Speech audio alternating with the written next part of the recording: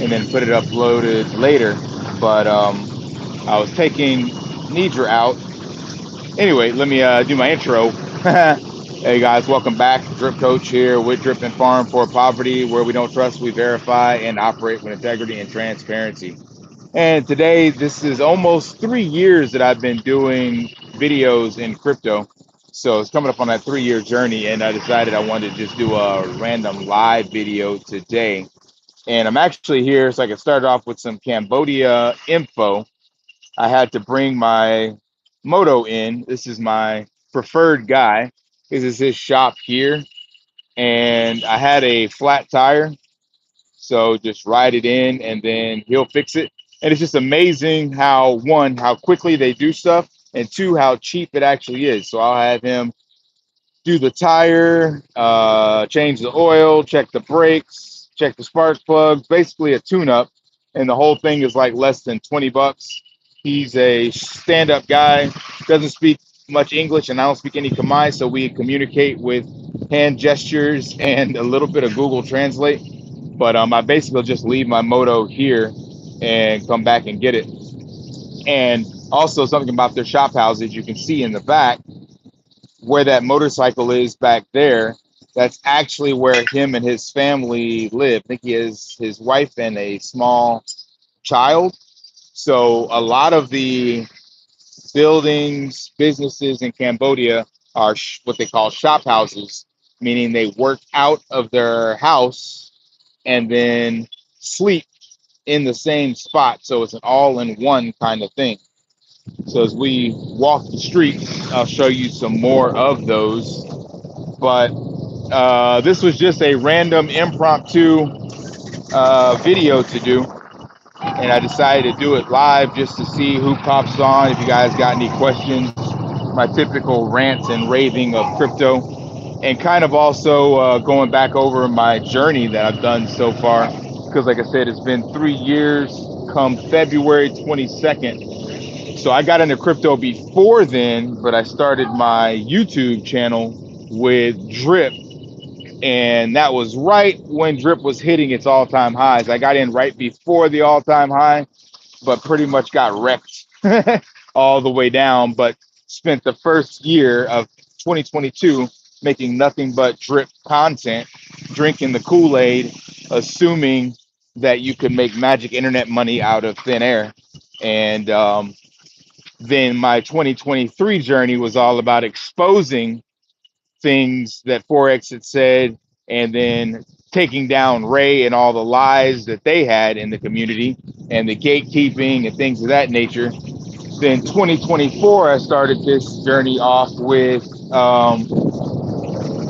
trying to be focused on only a few projects. So I went strictly with what Mystify produced with High Yield BTC and Drip to BTC, the platform he gifted me, which is all about dollar cost averaging into Bitcoin and using the marketplace to buy Bitcoin on discounts and sell Bitcoin. So it was about going to the hardest money that we have, the most solid crypto asset, and focusing 100% on that.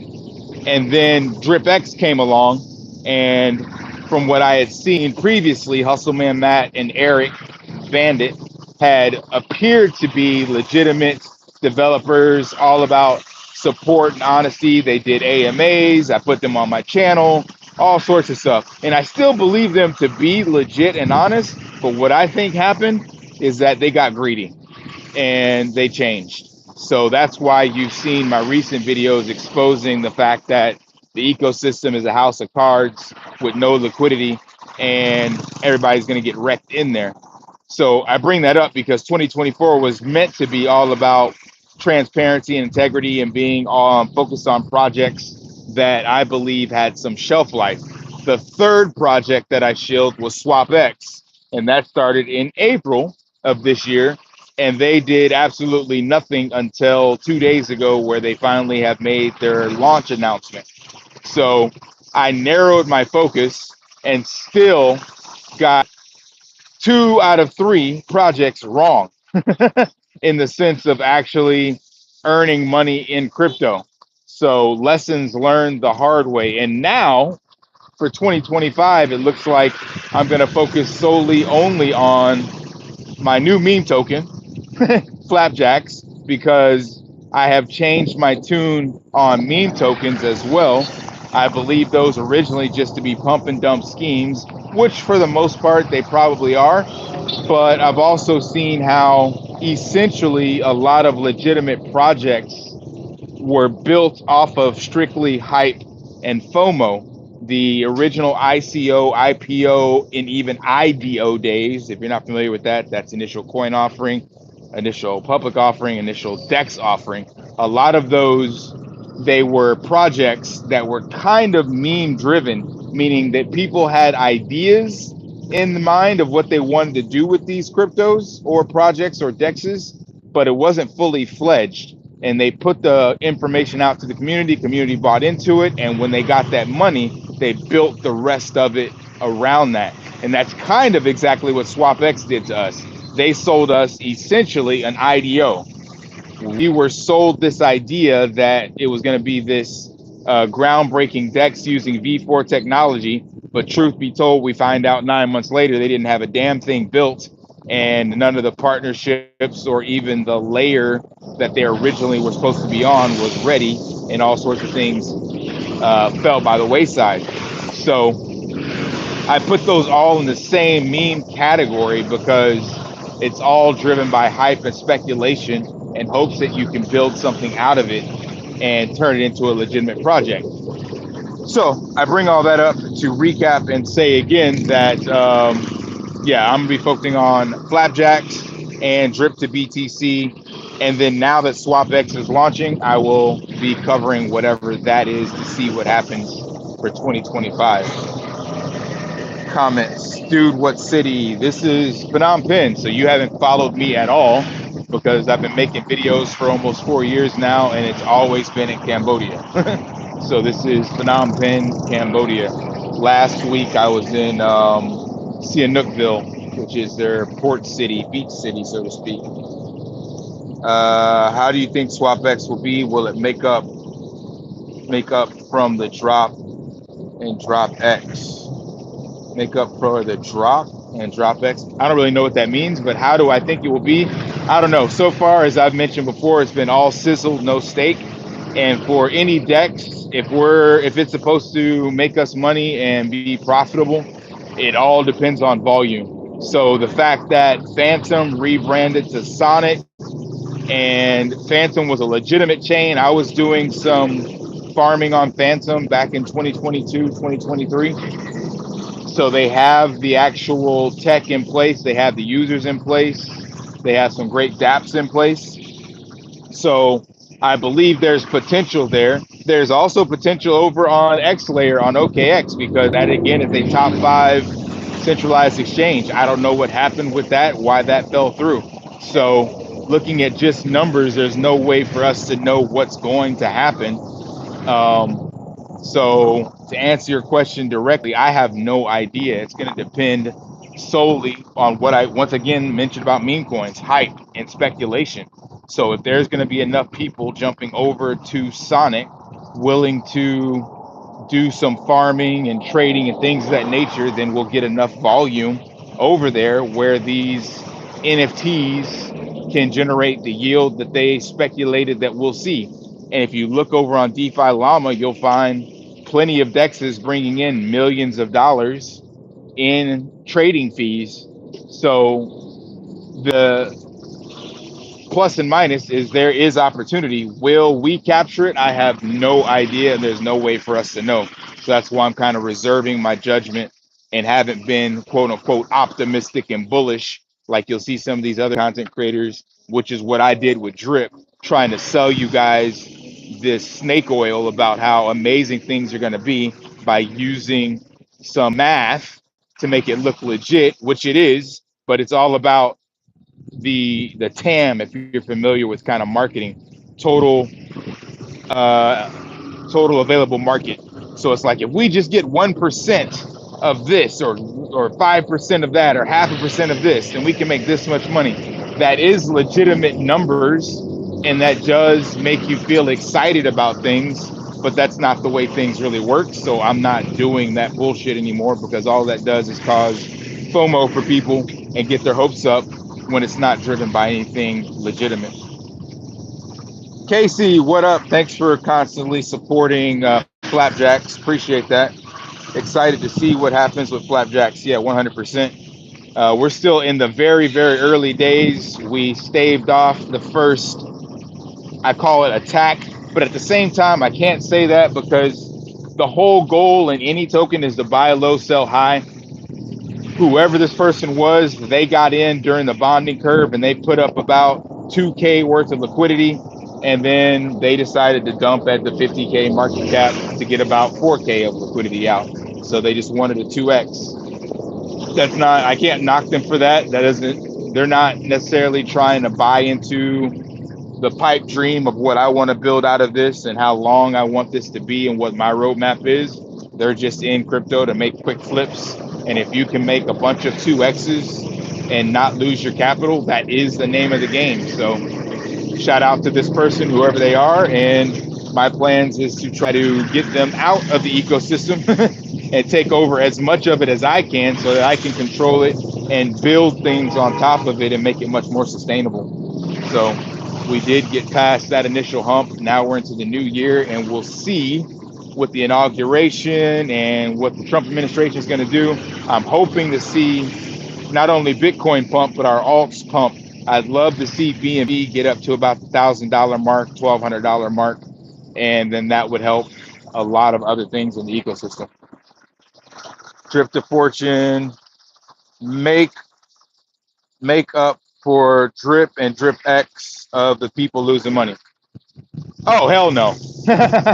I don't think that's going to happen. The amount of money that was lost in drip, that is millions. And drip X is another set of millions. So that drip X ecosystem is a house of cards, literal playbook by Forex. I've shown you guys this on chain. If you're still in the drip X ecosystem, you're going to get wrecked, because all they've done is taken all of the money out of drip X from the Binance side, moved it over into farming on the Pulse chain, and then you're farming H2O, in which is a shit token that they made up. And if you look at H2O, that chart is exactly like every other drip token chart.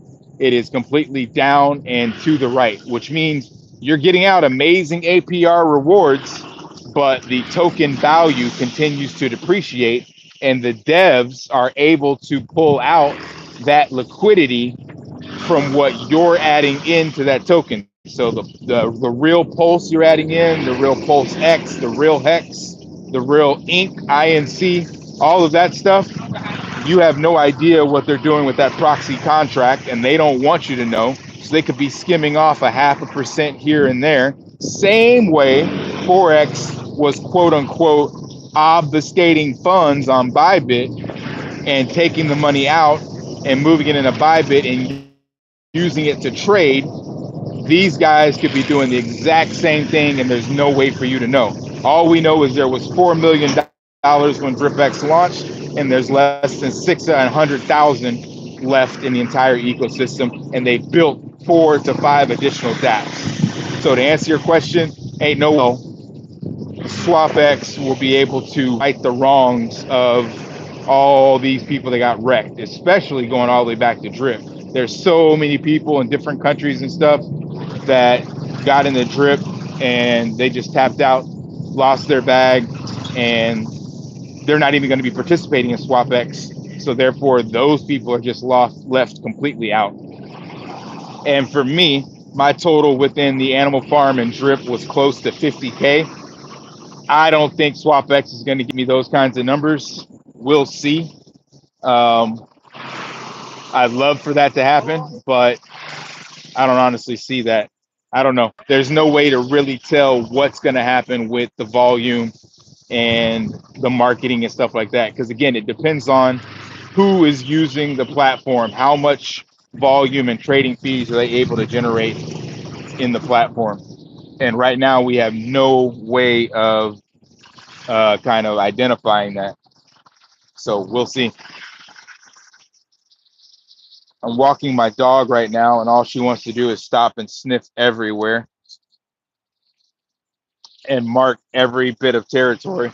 So give you a little taste of Phnom Penh. So this is one of the streets, and like I was mentioning, shop houses. So this one is not exactly a shop house. It's kind of a I think they do window tinting in this one. This one sells, it is a shop house, and they sell like car accessories, LED lights, stuff like that, car pillows. And that's funny also to bring this up. So the way that Phnom Penh markets and buildings work is one person puts up an idea for something, and then another person will sell the exact same thing right next to it. So when you ask somebody like, hey, where do I go to buy LED lights? It'll be one location like this, and every single house in the area will be selling that exact same thing. So it's like, oh, I need a chandelier. It's like, oh, you go to the chandelier street, because they have this copy paste model of doing the same thing that anybody else is doing. So on this street right here, or these areas, is kind of more about car parts and accessories, I guess you could say. And this one is a restaurant, I guess. I'm not really sure. Here's more car parts, smaller. That's definitely a shop house. So it's always like lumped together. They have this copy paste model. If you open up a shop to sell chicken, someone's going to pull up a shop right next to you and sell chicken. They don't believe in the collaborate over competition ideology. They believe in just compete, and they will race to the bottom to give discounts to get the most clients, I guess you could say. So it is a very interesting location, but lots of opportunities. And that's why I came out here originally, was to build a business. The biggest hurdle I found out though is that it's education. So you're trying to give them innovative ideas and progressive thinking, but they're very much stuck in their culture ways of doing things.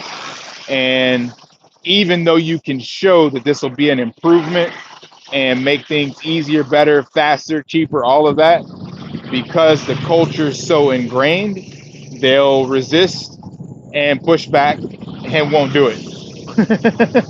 So the education is the hard part. And this is why I have to keep her on a leash, because there's always stray dogs that want to run your dog off the street. But I have my rod of motivation here to keep them at a further distance. And that's usually enough for them to just be all bark and no bite and just talk a lot of shit. All right, back to me. See what questions we got here. Any other questions? Make up for drip. What kind of dog is that? That is a Cambodian street dog. So Cambodia has been colonized by Russia, France, Spain, of course, the other Asian countries like Vietnam and Thailand. So if you go back to your history, you had like the Persian Empire, which consisted of Thailand, Vietnam, and Cambodia. And then whatever trades came from Europe is kind of how they got their culture. So this dog is just kind of a Cambodian mutt. Let me give you a picture. Nidra, come here, sit. If you look her up though, she actually resembles what's called a French Boucheron. So a Boucheron is kind of like a collie with like this German Shepherd slash Rottweiler Doberman markings. So she has the tan and black markings like a Doberman or Rottweiler, but she has a fluffy tail like a collie, as well as the intellect of a collie. So she's extremely smart in puzzle solving, because I used to breed Rottweilers for 10 years in the US, and I love my Rottweilers, but they were some knuckleheads trying to get them to do tricks and pick up on things. was not nearly as easy as it's been with Nidra. It got to the point with her where I had to actually buy doggy puzzles to keep her preoccupied, where she's got to solve puzzles to get treats out, and she figures all that stuff out in a few minutes. So extremely smart, but as far as the breed, she's just Cambo mutt, unsure what else she's mixed with, but resembles a lot of the French Boucheron markings. So I believe that's part of what's in there somewhere. Hope that answers the question. Who we got down here? Mojo. Oh shit! What up, Mojo Mountain? Morning to you as well. Out here in the KoH, known as the Kingdom of Wonder. KoW, sorry, not KoH. Kingdom of Wonder. There's a lot of development and stuff going on out here, but I think it's also a lot of Chinese money laundering, because let me flip around. You'll find buildings and stuff like this kind of open and being developed, and then nothing actually gets done for years and years and years. Big, you can see off in the distance back there. See if I can zoom in. That's hard to tell. Let me stop walking. That big building back there has been like in development for like 2-3 years. And then there's an entire island with very similar buildings and skyscrapers and condos. And there's allegedly, the prime minister here and Changping Zhao over in China, like being buddy buddy, and of course China building the new Silk Road, and Sihanoukville is on that port to basically getting goods from China through down to hitting Vietnam, hitting Sihanoukville in Cambodia, then getting up and through Thailand and going through the coast. So I say all that to say that there's lots of development, lots of real estate opportunities, but it seems like not a lot of people are moving here. I think the total number of people in Cambodia is 8 million people across the entire country. So there's plenty of room for development, plenty of opportunity, and plenty of business opportunities as well. But kind of easier said than done unless you're willing to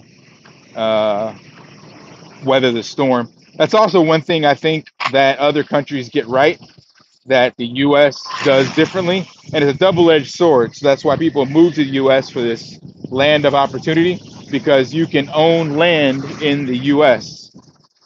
In other countries like Thailand, like Vietnam, like Cambodia, only the locals can own land. So even if you get married, that title will still stay in the national person's name. So that means the wealth never leaves the country. So they do a good job of kind of like preserving their capital. Now, again, a double-edged sword, because maybe that also means it doesn't grow as fast as Western countries have been. But you can definitely see that in the US, where families from Asia and India come over and they own laundromats or gas stations or chains of restaurants, things of that nature. And that's 100% theirs as long as they pay Uncle Sam his cut. But that will not happen here. Even businesses I know where somebody owns a business, but the land is still owned by the local itself. So even if you bought a condo, you'll own the condo, but only like in the sense of you can rent it out and things of that nature. But if they decide to sell the entire building or refurnish it or take off a level or something else, you have no say so in that, because it's not yours, it's the actual country's, and you're a foreigner. So good luck. What else we got? Are you enjoying this incredible weather lately? Oh yeah, Phnom Penh, and as you know, Thailand, similar weather. So we're not in the rainy season. We're in the nice weather season right now. So literally just tank top and flip flops all day long, and don't have to worry about any rain. And it even gets cool enough at night. I don't even have to put my fan on. So I live on the 12th floor of my condo, and I've got 3 different windows on 3 sides of the apartment. So I can basically open up the windows, and since I'm on 12th floor, there's no mosquitoes, and the breeze is strong enough to where I don't need an air con, but I need a fleece blanket. So it is comfortable at night for me, man. I love it, especially this time of year. Are you allowed to buy? Okay, just answered. Yeah. So yeah, you can still definitely buy some stuff, and you can still definitely build a business and make money. Like my gym I built, there's no way for me to show it to you now. It's on a completely different side of town. I built that gym from the ground up. It was a physical location that was a old style wooden home, and the owner still owned that home. But that's the other cool part about Cambodia, is because you don't have to go through a bunch of bureaucratic red tape to get things done. So the owner gave me a 3-year lease, and I could come in and tear down walls and do whatever I wanted. He said as long as I kept the main wooden part of the house intact, he wanted to keep that historic kind of environment. So I tore down walls, made locker rooms, joined restrooms together for the showers between the locker rooms. And in the back was just this big open area. Kind of, if you look at this kind of front patio area, this is kind of what was in the back of that house. And then I just had a team come in, drop concrete, and then put up some beams to create the structure. And I turned that into kind of like a remnants of a CrossFit garage, but much, much bigger. So I had the mats, I had 4 power racks, I had dumbbells, kettlebells, wall balls, slam balls, sleds, GHD, like the whole 9 yards for functional free weight training. And I didn't have to go through any legislation, red tape, tax office. I didn't pay any taxes. I got paid in cash. I kept all the money, and all I had to do was pay the landlord his rent each month, and electricity, of course. But the electricity was even in his name. So I had to just pay the bill when it showed up each month, but it was never cut over in my name. Wi-Fi gets put in your name, and so does cellular. But mostly everything else stays in the landowner's name, and you just pay that bill when it shows up. But again, you can still make money and have a legitimately thriving business, even without quote unquote owning it. And it's easier than doing it from the US, because like I didn't have to get a drilling permit or specific electricity permit for running power or any of this other weird stuff. Like I just had a random construction worker come and do the work, and it got done. And it was easy to find people to do the work, and it's cheap. So it was definitely a learning experience and opportunity that you would not be able to get done in the US for the same price and same efficiency. So I'm not saying it's for everyone, but I did enjoy it, and it gave me the understanding that I no longer want to ever be tied to a physical business. Especially when you're looking at crypto, the goal is to be financially, digitally sovereign, own your own assets and be able to take them with you wherever you go, and ultimately get debanked so that you're not at the mercy of whatever bank and central bank in the country that you live in.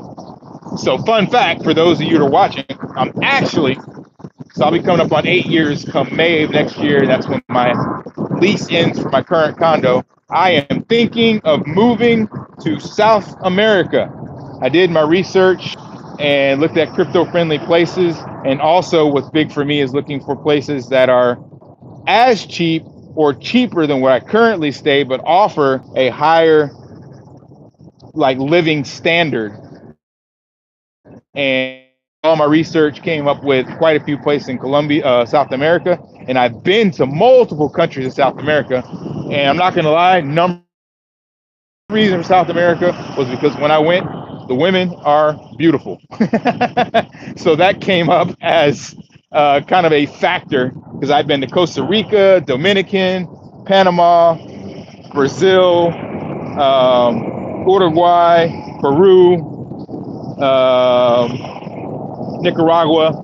Yeah, and I just had a blast in every single one of those places. So I was just like, maybe it's time to pack up from Asia and head to South America. So for those of you watching, Trip Coach could be moving to South America in the next 4 to 5 months, just FYI.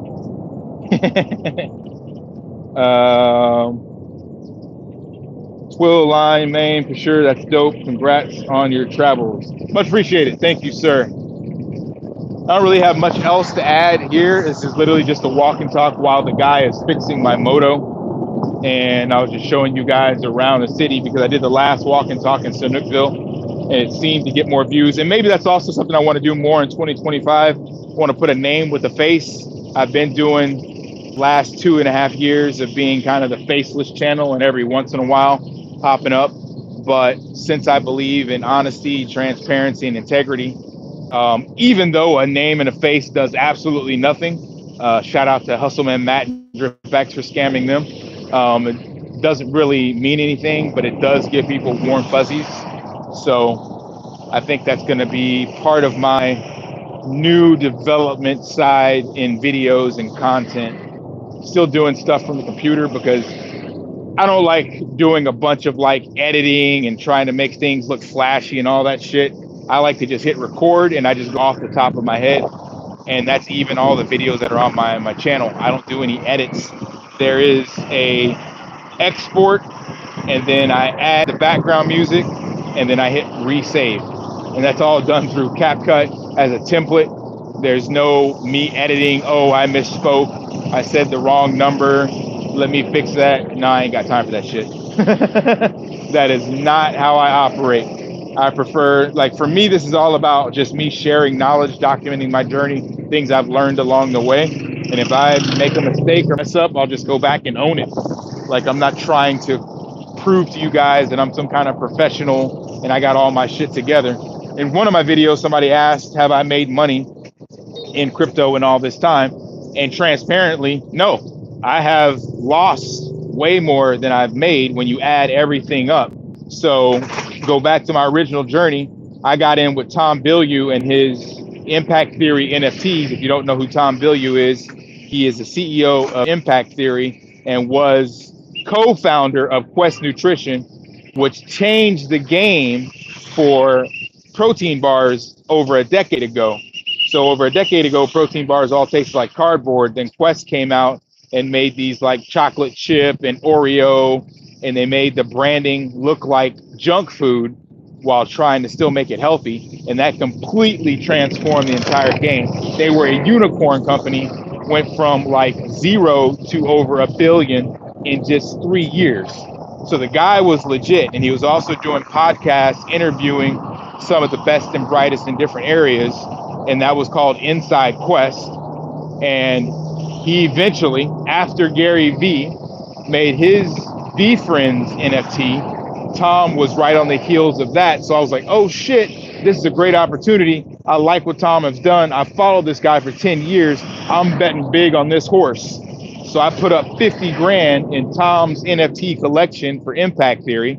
Fast forward, the dumbass is out there getting sued by the SEC because he wanted to be doing it by the book, quote unquote. So he was meeting with them, giving them his playbook. And as we know, the previous administration was all about regulation by enforcement. So no matter how many times he met with them, they never gave him any clear guidance. Later on, they hit him with a Wells notice and a lawsuit. And eventually what the lawsuit said is that he didn't have to admit any guilt. So he didn't say he did anything wrong. He didn't say he did anything wrong, but there was about 6 million wiped off the map for that. And then he stopped doing refunds for that project. So to me, that was a rug pull because I was in other shittier projects where the people who own those just looked on the blockchain and just refunded anybody that held the token in the wallet. Tom decided instead he wanted to make you jump through all these hoops. He gave you a deadline that you had to respond via email. You had to do this stupid DocuSign, fill things out, KYC yourself, send your tokens in, and then eventually you would get your tokens back. But if you missed the deadline, well, you didn't get your money back. So to me, that was a rug pull from someone who was a multi-billionaire and was supposed to be transparent, because there were a lot of people that missed that opportunity, because in his original days, he's like, this is something you're going to hold for decades that we're going to continue to build on. And then he pivots within a year and a half to say this thing no longer has any value. Holding it means nothing. You will get nothing from it. So you're better off sending it in for a refund because we will no longer support it. So it's a complete 180 pivot. But if you weren't tapped into his Discord, because he wasn't putting this out on any of his socials, he wanted to distance himself from his social profile side to his NFT degen side. And a lot of people tapped out of the Discord and missed out on that. So 100% pissed me off on that. So I lost 50 grand there, lost 25 grand in Terra Luna's collapse with UST, kind of leaving that there with that 20% APR. And then another 50 grand between Animal Farm and Drip. And I have not made any of that back. This year, I'm up probably about 25 grand by just simply focusing on holding Bitcoin, using Drip to BTC. And then I got into a little bit of, what do you call that? Trading with Drip on the Binance platform. So my journey from late 2021 all the way up until now has just been an expensive lesson in DGen University. And that's why I make these videos, so that people don't make these same mistakes, because here we are back in the bull run and all these apps and dApps telling you you're going to make 2% a day, 1% a day, 1000% APR. It's all bullshit because it's being made from nothing. So I'm hoping to save people from going down the same road I went and helping them just focus on the blue chips. That's why I made these two new portfolios where I've got a couple of low and mid cap, but focusing primarily on Bitcoin. And so far that's just kind of even. I think it's down like 1 to 5%, but we haven't taken back off yet. So that's going to be my focus for 2025, hoping to help people navigate and make the right decisions and not the mistakes that I made from 2021 all the way to 2020, middle of 2024, I'd say. Maybe early 2024, yeah, because DripX is still in there. Who is this down here? Capo DiBiase. What's good, bro? How you feel about AI agents? Oh man, I think that shit's gonna be phenomenal. I believe that might have been what got my original FlapJax profile taken down because I set up an AI agent to do tweets and monitor other accounts and automatically respond. And even though the X API allows for like thousands of tweets a day, I don't think they openly allow people to use these, even though people are. So maybe I didn't check all the boxes. But to answer your question, yeah, AI agents are going to change the game for sure. I was doing, for my sales, for my fitness business, I was using a similar AI agent back then where you're using ChatGPT to interact as a sales agent, but it didn't have all the bells and whistles that AI agents have now. So 100% game changer. Now, as far as it being AI agent specifically, probably what you're asking in crypto, I think it's just a new trend to just capture some attention and some eyeballs. I don't know if it's actually something that's going to stick, but the technology behind it was revolutionary from a business perspective. So I'm not in any AI agent crypto token projects specifically. but this could be the start of Terminator and Skynet and the Matrix. Who knows?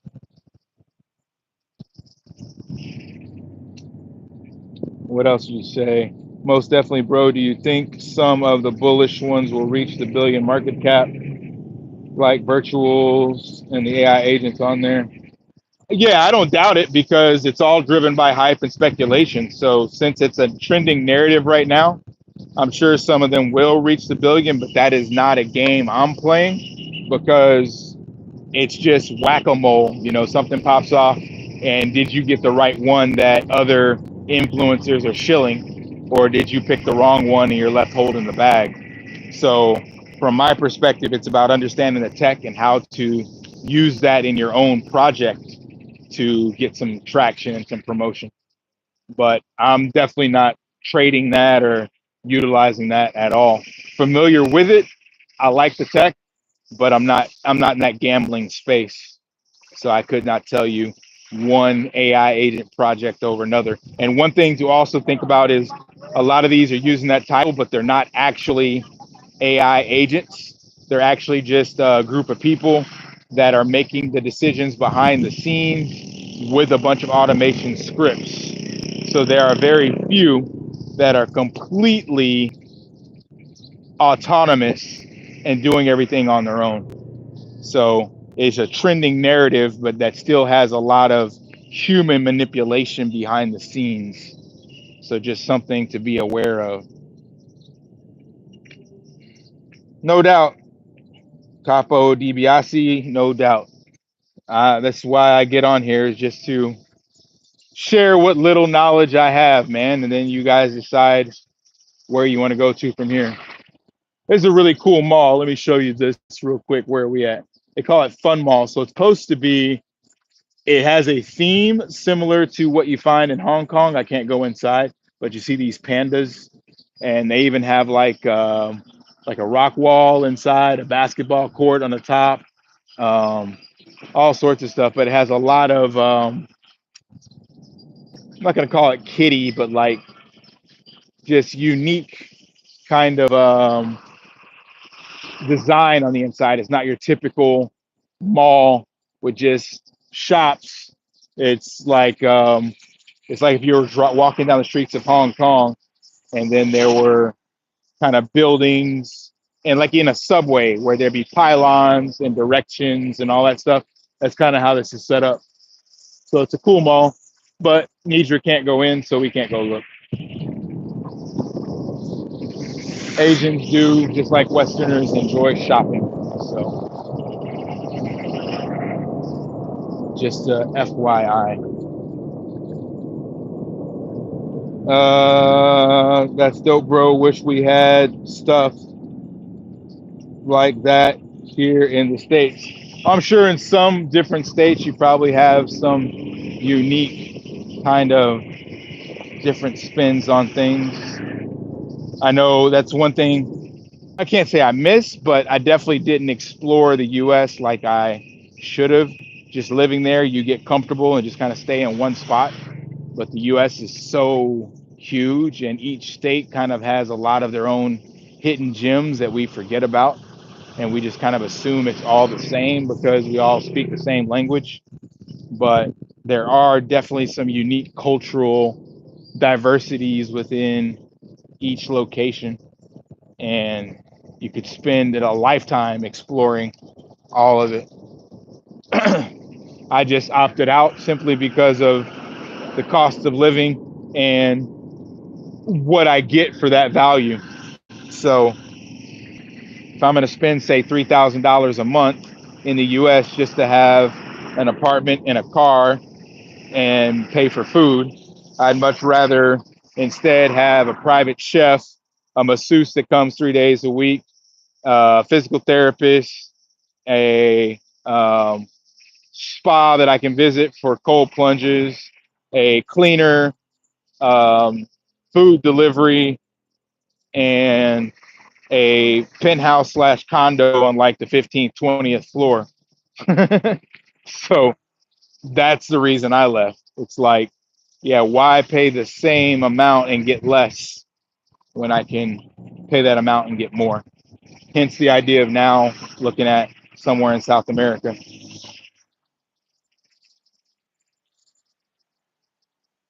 If my family wasn't here, I would be a full-time traveler too. Take your family with you, bro. You're not the only person that's done that. I see tons of people here with families, family of 4, 5, 6. They are here and they travel. Even some that pass through and go to other places. Where there's a will, there's a way, as they say. The only issue is that we feel like we're anchored to all the things we have in the US, like bills and rent or your home loan, all that shit that you've accumulated. But once you kind of sever ties with that, you realize you don't need any of that and you can live a much better life with more flexibility.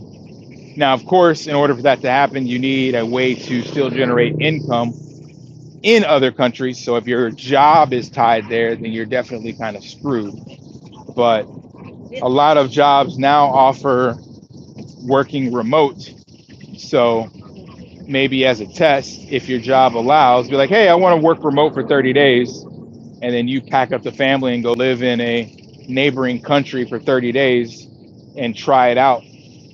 Get an Airbnb and then just see what there is to offer. Kind of like a buffet, man. Take a sample. Don't say what you can't do until you give it a shot.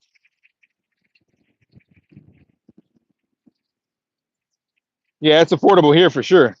I guess compared to the US, it's affordable everywhere else, almost. Maybe not everywhere. Of course, some of European countries are more expensive, and like parts of Dubai, of course. But yeah, here is cheap.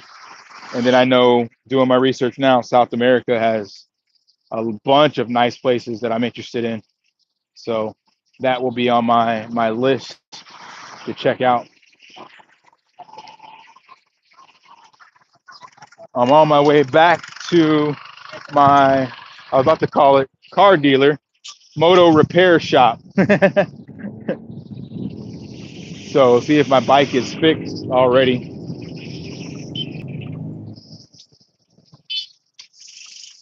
This is another one. This one's neat. So on the corner here, this guy is a key repair shop. So just this little stand here, you bring your key fobs or keys and he makes key copies. So you see his little insignia there.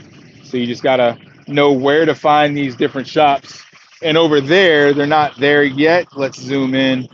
There, that guy is like shoe repair. So if you have shoes that you want to get repaired or built, he does that as well. So it's like all these real cool little shops where you're helping local business owners, you know, kind of just do business. And the cool thing is like the prices are just so cheap. They don't, they just charge you for what it's worth. There's no like premium tax on everything else. Me and my dad were talking about this. He lives in Thailand and he just got a house built in Thailand.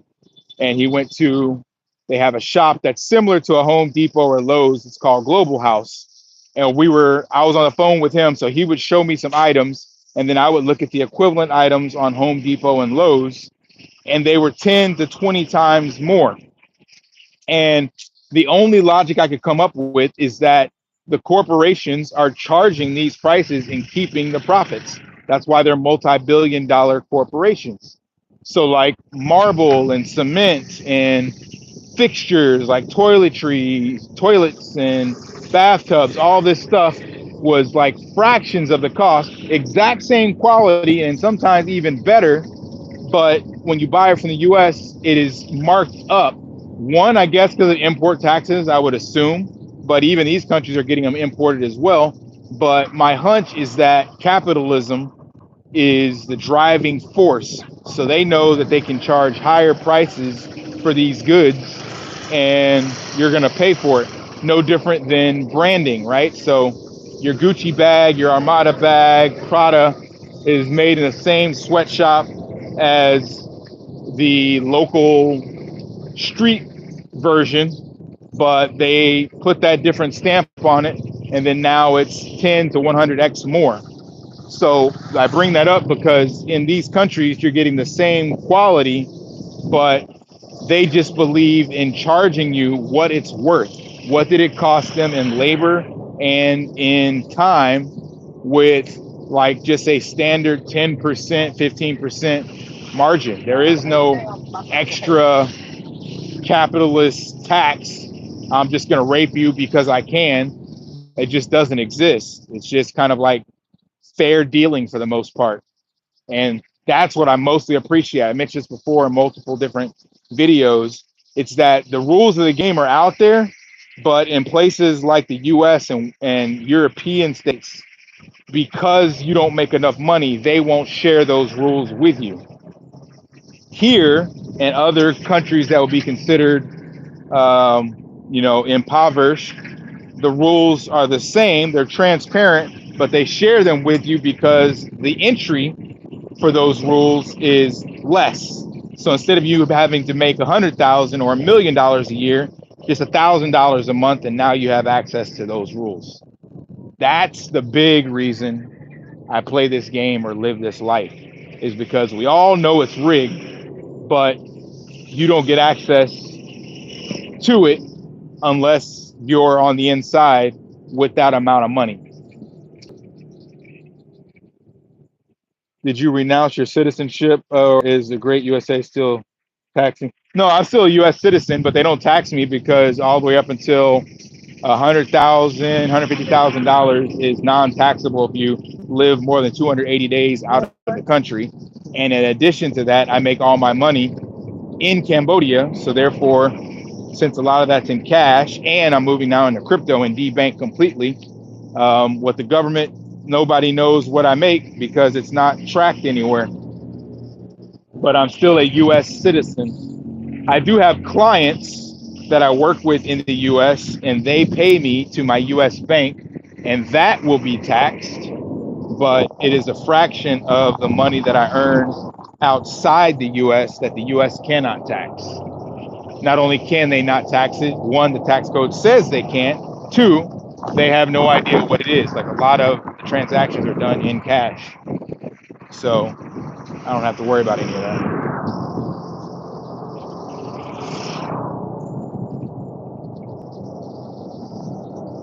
Well, we're coming up on a 1 hour mark. Can't believe that already. So I guess I've been walking my dog for an hour. So that means my bike should be ready. So I'm heading back that way. And I guess that will be a good place to cut the live. Twill line. Oh, that's good to hear. Yep. So that route wraps it up. If you guys got any other questions, drop them below. Let me know before I sign off. But other than that, man, appreciate you guys tuning in for a random live stream. Don't know if it was of any value or not. It was just me talking off the top of my head of whatever came up, but appreciate you that tuned in and asked questions. If you're not a FlapJax owner, go out and buy FlapJax. And if you don't want to be a FlapJax owner, go out and at least promote and retweet a FlapJax post or share a FlapJax video. You can at least do that. I have a goal to get this to 100K market cap. We're about halfway there, and I think there's a lot of upside to this. So keep your eyes and ears peeled for that. All right, guys, I appreciate you jumping in. I'm gonna cut the stream here. So I would say smash the HBO special, but I don't know there's really a like and subscribe at this stage because you're already tuned in watching. So instead, lift daily and achieve your impossible. See you guys.